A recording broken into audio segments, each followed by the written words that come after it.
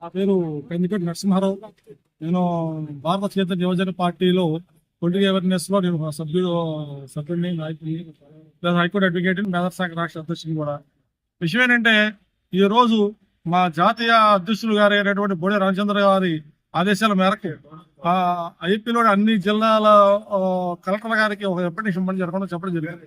ఏమిటంటే ఆ రిప్రజెంటేషన్ సారాంశము బీసీల చట్టం చేయాలని ఒకటి, నెక్స్ట్ అమరావతిలో 1000 ఎకరాలు మాకు బీసీలు ఇవ్వాలని, నెక్స్ట్ నా విద్యార్థులకు వాళ్ళకి 44% రిజర్వేషన్ కల్పించాలని, నెక్స్ట్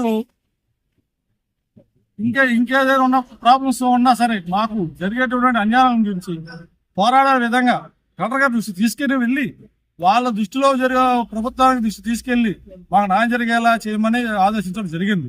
అయితే ఇది మేము మొన్న జరిగినటువంటి బీసీ సింహాగర్జనలో ఒక చెప్పడం కూడా జరిగింది. కానీ ఇప్పటివరకు ప్రభుత్వంతో ఎటువంటి రియాక్షన్ లేదు. అందుకని ఏంటంటే మేము కలెక్టర్ దృష్టిని తీసుకొచ్చామంటే అలాగే ప్రజల యొక్క వారధిగా ఉన్నారు కాబట్టి ప్రభుత్వం తీసుకెళ్లి దృష్టిని తీసుకోమని చెప్పడం జరిగింది. అయితే ఇది కూడా అవ్వకపోతే 31వ తారీఖు ఈ నెల 31వ తారీఖు డెడ్ లైన్ ఇచ్చాం మేము.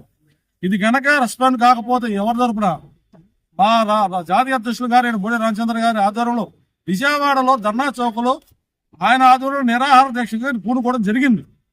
ఈ లోపల ప్రభుత్వం దిగివచ్చి మా యొక్క డిమాండ్స్ ని సానుకూలంగా స్పందించారా? ఓకే.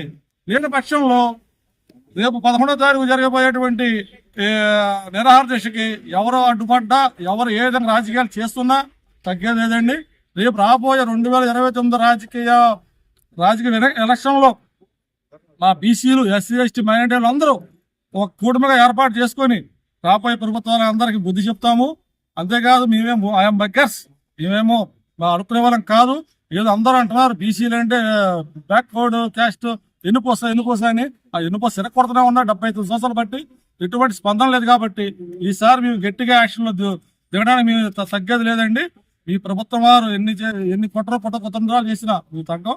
ఈసారి మాకు గట్టిగా మేము బుద్ధి చెప్పడమే కాదు మా మా యొక్క బోడే రామచంద్ర యాదవ్ గారిని ముఖ్యమంత్రి, ఆంధ్రప్రదేశ్ ముఖ్యమంత్రిగా చేయడానికి మేము నడుం కట్టుకున్నాం.